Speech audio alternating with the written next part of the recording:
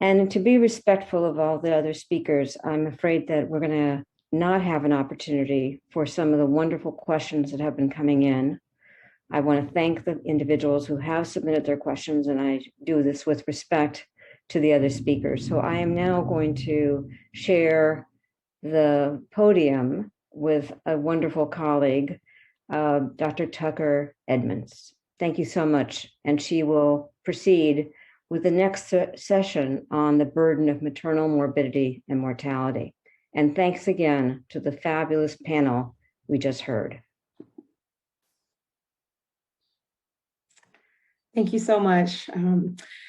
Good afternoon. I am Bronson Tucker Edmonds. I'm an associate professor of obstetrics and gynecology and clinical pediatrics at Indiana University School of Medicine and an assistant dean for faculty affairs, professional development, and diversity. In this session, we will hear from 3 speakers who will provide an overview of the burden that poor maternal health and maternal morbidity have on the lives of people, families, and society. It's my pleasure first to introduce Rear Admiral Wanda Barfield. She is Director of the Division of Reproductive Health within the National Center for Chronic Disease Prevention and Health Promotion at the Centers for Disease Control and Prevention. She is a retired Assistant Surgeon General in the U.S. Public Health Service. Thank you for joining us today, Dr. Barfield. Thank you. Good morning, everyone. I'm Dr. Wanda Barfield, and I direct the Division of Reproductive Health at CDC, and it's really a pleasure and honor to meet with you. I just want to acknowledge the incredible speakers from the prior session. In our division, we work to advance the health of women through their reproductive lifespan. And as you know, there are significant health disparities throughout the lifespan, including preterm births, teen birth rates, and rates of chronic conditions. One of our areas of focus has been, as you know, with a lot of national attention and interest, that of maternal mortality, and that's what we'll focus on today. Next slide, please. Just to let you know that I do not have any disclosures. And because maternal mortality is a multifactorial problem, we just need to think about robust, more detailed data to better understand and prevent these deaths. In the US, we commonly use 3 terms for measuring maternal mortality. First is maternal death.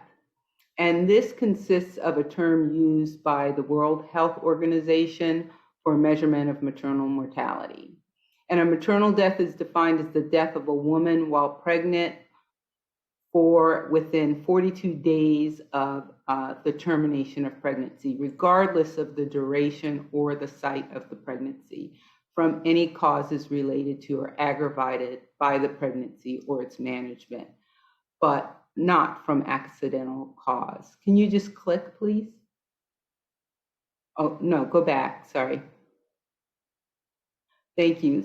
The second is pregnancy-related deaths. And this is defined as deaths during or within 1 year of pregnancy from a pregnancy complication, a chain of events initiated by pregnancy or aggravation of an underlying or an unrelated condition by the physiologic effects of pregnancy. So similar to maternal death, these deaths are specifically related to pregnancy, but the time period is extended out to a year after the end of pregnancy. And then finally, pregnancy-associated deaths, which are defined as the death during or within 1 year of pregnancy, regardless of the cause. And this definition includes all causes of death, and again, extends out to 1 year after the end of pregnancy. Next slide, please. So here, I want to mention that there are 3 different important sources of data that we look for maternal mortality.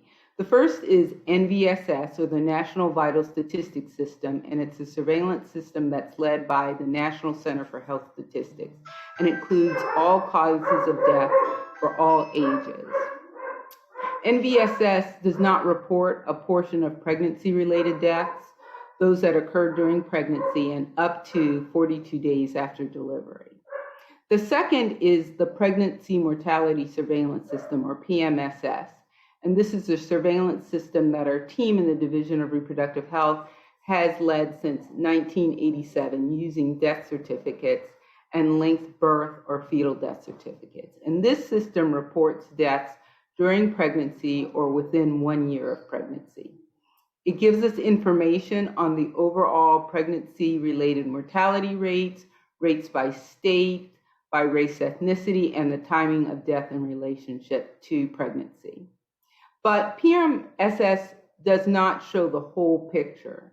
Because maternal mortality is a multifactorial problem, we really need robust, detailed data to better understand and prevent these deaths. And the maternal mortality review committees, or MMRCs, are part of a multidisciplinary process where a committee at the state or city level identifies and reviews pregnancy-associated deaths that occur during pregnancy or within a year, regardless of the cause.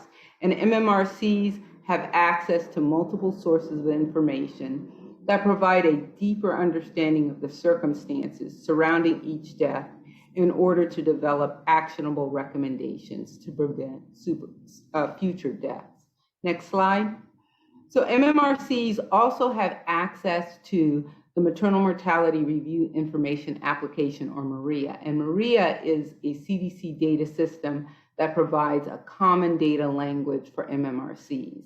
And MARIA facilitates documentation of a wide range of data over the life and death of a woman to ensure a review committee can develop strong prevention recommendations. So over time, we have added components to MARIA based on feedback from state users that have facilitated enhanced data collection on things like maternal substance use and social determinants of health. Next slide. So what do these data sources show us about maternal mortality in the US? Next slide. Overall, each year, about 700 women die during or within a year at the end of pregnancy in the United States as a result of pregnancy or delivery complications. And there are considerable disparities, as we all know. American Indian, Alaska Native, and Black women are 2 to 3 times more likely, respectfully, to die of pregnancy-related causes than white women. And what makes the numbers overwhelmingly tragic is that at least 2/3 of these deaths may be preventable. And the women who die during pregnancy or their postpartum period, it's just the tip of the iceberg. We know that there are many more women, about 50,000, who suffer from severe complications of pregnancy each year. Even more have chronic conditions during pregnancy that give us a window to their future health. Here, the National Center for Health Statistics recently released 2019 mortality data, which is data that should be used for international comparisons. And there are statistically significant increase from 17.4 deaths per 100,000 in 2018 in blue to 20.1 deaths per 100,000 in 2019, which is in green. In the next slide, which shows NVSS data, NVSS data only looks at deaths up to 42 days postpartum, which is why we look at the pregnancy mortality surveillance system, which is up to a year postpartum. And this gives us critical information on the leading causes and timing of death. And though this data is a little bit older, from 2017, I just want to point out that pregnancy-related mortality has not been improving over the past 2 decades. Next slide. PMSS tracks these 10 causes of pregnancy-related deaths, and the proportion of deaths due to hemorrhage and hypertension has decreased since 1987, while the proportions of deaths due to heart disease and other medical conditions have increased. And although the risk of dying of pregnancy complications is low, some women are at higher risk than others. Next slide. So these are leading causes that vary by race and ethnicity, and cardiovascular conditions, other non-cardiovascular medical conditions, and infection were leading causes of pregnancy-related deaths. Cardiomyopathy, thrombotic pulmonary embolism, and hypertensive disorders of pregnancy contributed to a significantly higher proportion of pregnancy-related deaths among Black women than among white women. Hemorrhage and hypertensive disorders of pregnancy contributed to a higher proportion of pregnancy-related deaths among AIAN women than among white women. We need to consider these differences in equitable efforts to reduce maternal mortality. And next slide. NVSS and PMSS are limited by vital statistics, but MMRCs can provide more detailed information so that we can better understand causes of pregnancy-related deaths. And because of the detailed data from multiple sources, we can see that mental health conditions are also a leading cause of pregnancy-related deaths. And also, without reviewing deaths out to 1 year, most cardiomyopathy deaths would be missed. And this is a leading cause of death in the late postpartum period. Next slide. So going back to PMSS data, we can see that racial ethnic disparities are present at all education levels. The pregnancy-related mortality ratio, or PRMR, among Black women with a completed college education or higher was 1.6 times that of white women with less than a high school diploma. And among women with a college education or higher, the PRMR for Black women was 5.2 times higher than their white counterparts. And even in states with the lowest PRMRs and among groups with higher levels of education, significant disparities persist. And this demonstrates that the disparity in pregnancy-related mortality for Black, American Indian, and Alaska Native women is a complex national problem. Next slide. Approximately a third of pregnancy-related deaths happen during pregnancy, a third during delivery up to a week after delivery, and a third 1 week to a year after pregnancy. Next slide. CDC is also supporting multiple efforts to understand the impact of COVID-19 on pregnant women and infants, and we're getting more and more information and are better able to understand the impact of COVID-19 on pregnant women. And although the overall risk for severe illness is low, pregnant people and recently pregnant people are at increased risk for severe illness from COVID-19 when compared to non-pregnant people.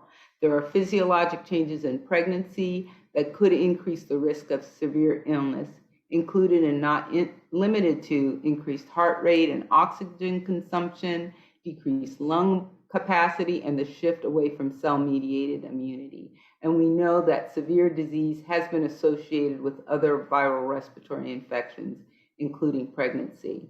We know that pregnant women with COVID-19 have an increased risk for adverse pregnancy outcomes such as preterm birth, and we know that Hispanic and non-Hispanic Black pregnant people appear to be disproportionately affected by COVID-19 infection during pregnancy. Hispanic pregnant people of any race not only experienced a disproportionate high risk of SARS-CoV-2 infection, but also a higher risk of death compared with non-pregnant Hispanic people.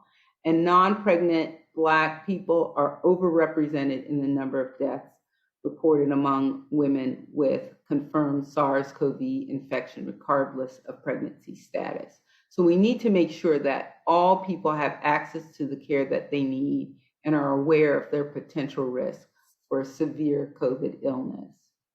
Next slide. So finally, what is CDC doing to address inequities and improve maternal and infant health? CDC's Maternal and Child Health Epidemiology program works to build capacity at the state, local, and tribal levels, and to use and apply sound epidemiologic research and science information to maternal and child health programs and policies. There are currently 13 CDC MCH epidemiologists who are working directly in states. And we're also working to better understand the impact of social determinants of health by collecting more robust data and tying that data to action. CDC also funds the effort of perinatal quality collaboratives, which are state-based initiatives that aim to improve the quality of care that mothers and babies receive, as well as working with the national network of PQCs to expand the reach of lessons learned on a national scale. PQCs play a critical role in translating the information that is coming from MRCs into quality, standardized care for women and infants. And CDC Locate helps states and other jurisdictions to address systems of risk-appropriate care in their regions, enabling them to show the capabilities and staffing services within maternal and neonatal care among delivery facilities. And Locate is building systems to better improve how we care for mothers. So it's very important that we continue to better understand the full picture of what mothers and babies experience so that we can improve the data and the quality of the care that we provide. And I just simply want to say thank you for this opportunity to speak with you today.